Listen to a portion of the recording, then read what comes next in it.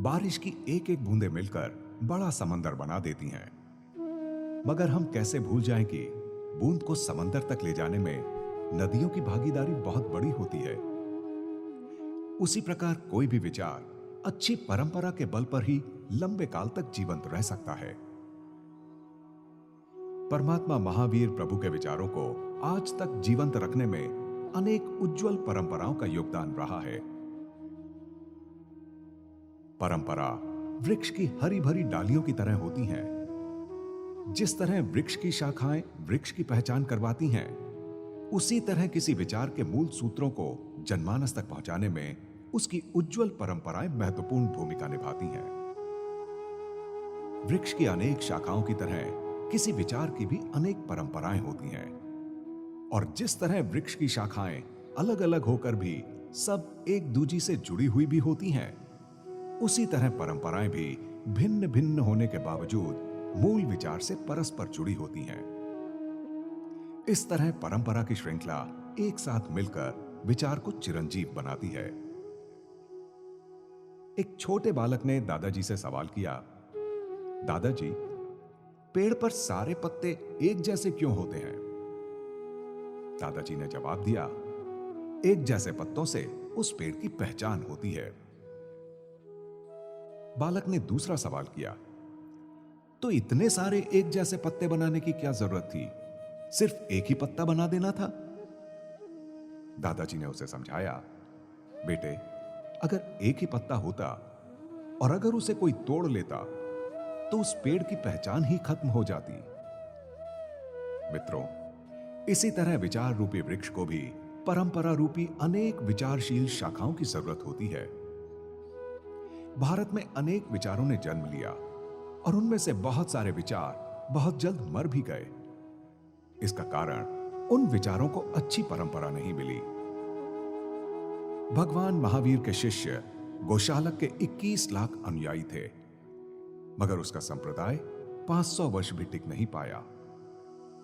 कारण यह था कि उसकी विचारधारा को आगे बढ़ाने वाली परंपरा ही खत्म हो गई थी। साफ बात है कि जो प्रजा अपने इतिहास से मुंह मोड़ लेती है, उसका यही हश्र होता है। श्रमण भगवान महावीर परमात्मा के उपदेश और सिद्धांत आज तक क्यों जीवित हैं? इसके कुछ खास कारण हैं। पहला कारण, भगवान के विचारों में सच्चा दृष्टिकोण है, जो उन्हें उनके केवल ज्ञान से सिद्ध हुआ था। दूसरा, भगवान ने अपने सिद्धांत को सबसे पहले अपने आचरण में रखा।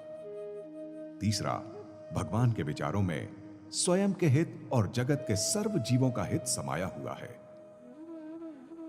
इन तीन परिबलों के कारण भगवान के विचारों को जनमानस ने सहज स्वीकार किया। श्रमण भगवान महावीर परमात्मा के निर्वाण पश्चात उनके विचारों को लंबी उज्जवल परंपरा ने आगे प्रवाहमान रखा। आज उसी गौरवशाली परंपरा के इतिहास को हम याद करेंगे। भगवान ने जिस शासन तीर्थ की स्थापना की, उस संघ व्यवस्था में साधु साध्वी और श्रावक श्राविका मुख्य संवाहक बने।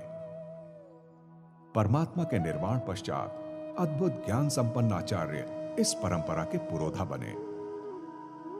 श्रमण प्रधान परंपरा अस्तित्व में आई। इस परंपरा ने स्वाध्याय के माध्यम से भगवान के उपदेशों की रक्षा की और संयम के द्वारा आचार की रक्षा की।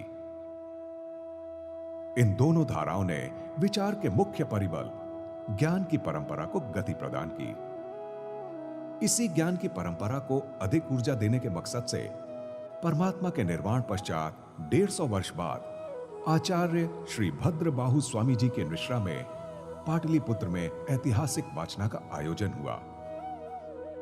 इसी श्रृंखला में दूसरी वाचना कलिंग अर्थात आज के उड़ीसा राज्य में तत्कालीन राजा खारवेल ने आयोजित करवाई थी। इस वाचना में आचार्य श्री सुस्थिति सूर्य जी और आचार्य श्री सुप्रतिबद्ध सूर्य जी ने निश्रा प्रदान की थी। आज भी ये प्राचीन श्रुति तीर्थ विद्यमान है। यहीं पर ब्राह्मी लिपि में लिखा शिलालेख भी उपलब्ध है। वाचना के इस परंपरा को उस समय एक सुंदर व्यवस्था ने बड़ा योगदान दिया। उसका नाम है सिद्धांतों के सूत्र कंठस्थ करने की कला। भगवान के उपदेश सूत्रों को किसी से सुनकर कंठस्थ करने और याद रखने की कला उस काल का स्वर्णिम अध्याय कहलाया। इसी कला ने ज्ञान को श्रुत शब्द के अलंकार से सजाया है। भगवान के उपदेश को इसी श्रुत ज्ञान की धारा ने आज तक गतिमान बनाया है और भविष्य में भी प्रवाहमान रहेगी। इसी श्रुत ज्ञान की बदौलत आज विरासत में हमें मूल्यवान जैन दर्शन की सौगात प्राप्त हुई है।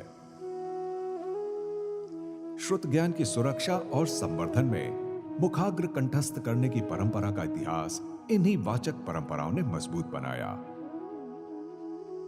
जब श्रमण भगवान महावीर परमात्मा के निर्वाण की 3री शताब्दी चल रही थी, तब आचार्य सुहस्ति सूरि जी हुए थे।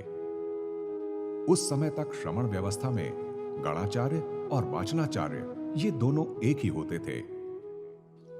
एकमात्र आचार्य पूरे श्रमण समूह का नेतृत्व करते थे। कालांतर में सामर्थ्य की कमी के कारण गणाचार्य और वाचनाचार्य की परंपरा अलग अलग हो गई।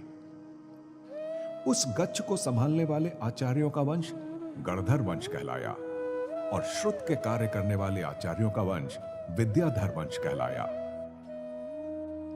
आचार्य सुहस्ति सूरि जी के पश्चात गणधर वंश और विद्याधर वंश की परंपरा संभालने वाले एक ही आचार्य हुए। उनका नाम था श्री वज्रस्वामी। वज्रस्वामी भगवान के निर्माण पश्चात 4ठी शताब्दी में हुए। वीर निर्माण की 5वीं शताब्दी में आचार्य आर्य रक्षित सूरि जी की अध्यक्षता के साथ मंदसौर में श्रुत वाचन का आयोजन हुआ। उसके पश्चात आर्य श्रीनाथ एवं आर्य श्री स्कंदिल के मिश्रा में भी वाचनाएं हुई। इन सभी वाचनाओं में श्रुत ज्ञान को सुनकर कंठस्थ करने और याद रखने की आगम परंपरा थी। यह वो काल था जब लेखन परंपरा का विकास नहीं हुआ था। जब वीर निर्माण के 900 वर्ष बीत चुके थे, उसी दरमियान श्रुत उद्धारक महामहर्षि देवर्धिगणी क्षमा श्रमण जी का पदार्पण हुआ, जो वाचक वंश के अंतिम वाचनाचार्य कहलाए। इन अंतिम वाचनाचार्य जी के बारे में सबसे पहले हमें एक ऐतिहासिक घटना की जानकारी लेना भी बहुत जरूरी है। बात उस समय की है जब एक बार भगवान महावीर परमात्मा राजगृह पधारे थे। उस समय महादेव लोक से सौधर्मेंद्र देव ने आकर भगवान से अनेक प्रश्न पूछे थे। उसमें उन्होंने एक प्रश्न यह भी किया कि भगवान, इस जम्बू द्वीप के भरत क्षेत्र में इस अवसर पीढ़ी काल और आपके शासन तीर्थ में पूर्व श्रुत विद्वानों की उपस्थिति कब तक रहेगी? भगवान ने बताया, हे देवानुप्रिय, मेरे निर्माण पश्चात 1000 वर्ष तक पूर्व श्रुतु के महाज्ञाता रहेंगे। सौधर्मेंद्र ने दूसरा प्रश्न किया, प्रभु, उनके अंतिम आचार्य कौन होंगे और वो जीव अभी कहां हैं? परमात्मा कहने लगे, देवराज, तुम्हारे सेनापति हिरण्यगमैषी, जिसने हमारे गर्भ का परावर्तन किया था, वही देवात्मा आगामी भाव में देवर्धिगणी के नाम से अंतिम पूर्व श्रुतधर कहलाएंगे। भगवान के कथनानुसार ठीक उनके निर्वाण के 960 वर्ष बाद गुजरात के बेरायल में वहां के तत्कालीन अरिदमन राजा के क्षत्रिय सेवक की पत्नी कलावती की कुक्षी से देवर्धिगणी का जन्म हुआ। जन्म से ही प्रतिभा संपन्न बालक ने दीक्षा ग्रहण करने के पश्चात एक पूर्व अर्थ सहित के मूल स्वरूप 84 आगम एवं अनेक ग्रंथों को पुस्तकाकार रूप प्रदान किया। उन्हीं के हाथों से नंदी सूत्र की भी रचना हुई। यह समय श्रुत ज्ञान की धारा का एक बड़ा क्रांतिकारी मोड़ था। भगवान के उपदेश सूत्रों को सुनकर याद रखने की जो कला 900 वर्षों तक चली आ रही थी, उस कला का विस्मरण होने लगा। लगातार अकाल और अनेक राजनैतिक उथल पुथल की वजह से उस काल में श्रमण संघ दूर दूर इधर उधर बंट गया और सूत्र कंठस्थ करवाने वाले संपर्क टूटने लगे। इस कारण श्रुत ज्ञान को मौखिक याद रखने की परंपरा पर नष्ट होने का खतरा खड़ा हो गया। ऐसे कठिन दौर में देवर्धि गणी क्षमा श्रमण जी के कृपा प्रसाद से श्रुत परंपरा को नया आधार मिला। वीर निर्माण संवत 980 में उनकी निश्रा में वल्लभी में आगाम वाचना का आयोजन हुआ और उनके ही मार्गदर्शन में श्रुत को लेखन परंपरा का नया आधार मिला। 84 आगम उन्होंने स्वयं पुस्तकाकार संपन्न बनाए। वीर संवत 1000 में शत्रुंजय तीर्थ पर अनशन पूर्वक देवर्धि गणी जी स्वर्ग सिधारे और उसी समय काल में पूर्व ज्ञान का भी विच्छेद हो गया। कल्प सूत्र के प्रवचनों में महावीर परमात्मा से लगाकर देवर्धि गणी क्षमा श्रमण तक के आचार्यों की परंपरा का वर्णन है।